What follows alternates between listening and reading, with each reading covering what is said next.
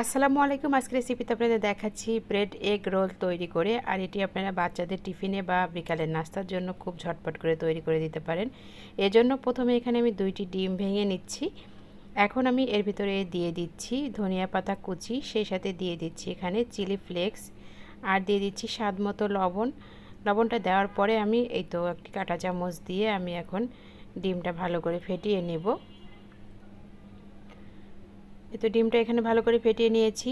এখানে আমি 2 পিস পাউরুটি নিয়েছি। এখন পাউরুটিটা আমি এভাবে পাতলা করে কেটে নিচ্ছি। এভাবে আমি কেটে নিলাম। এখন আমি এই পাউরুটিগুলো আমি ভেজে নিব। এখানে প্যানে আমি বাটার দিয়ে দিলাম, আপনারা চাইলে তেলও দিতে পারেন। এখন আমি এই পাউরুটিগুলো এভাবে দিয়ে দিচ্ছি প্যানে। তারপর আগে থেকে যে ডিমটা ফেটিয়ে রেখেছিলাম এটা দিয়ে দিলাম এভাবে।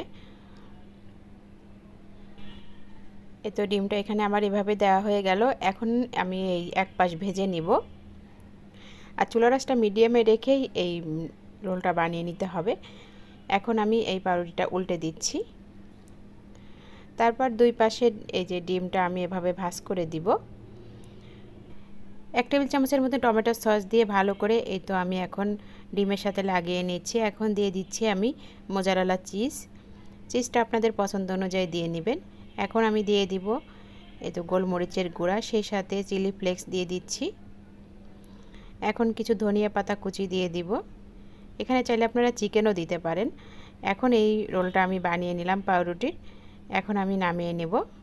খুব কম সময়ের মধ্যে আপনারা এভাবে ব্রেড এগ রোলটি বানিয়ে বাচ্চাদের টিফিনে বা বিকালের নাস্তার জন্য দিতে পারেন। এমনকি বড়রাও আপনারা এভাবে বানিয়ে খেতে পারেন।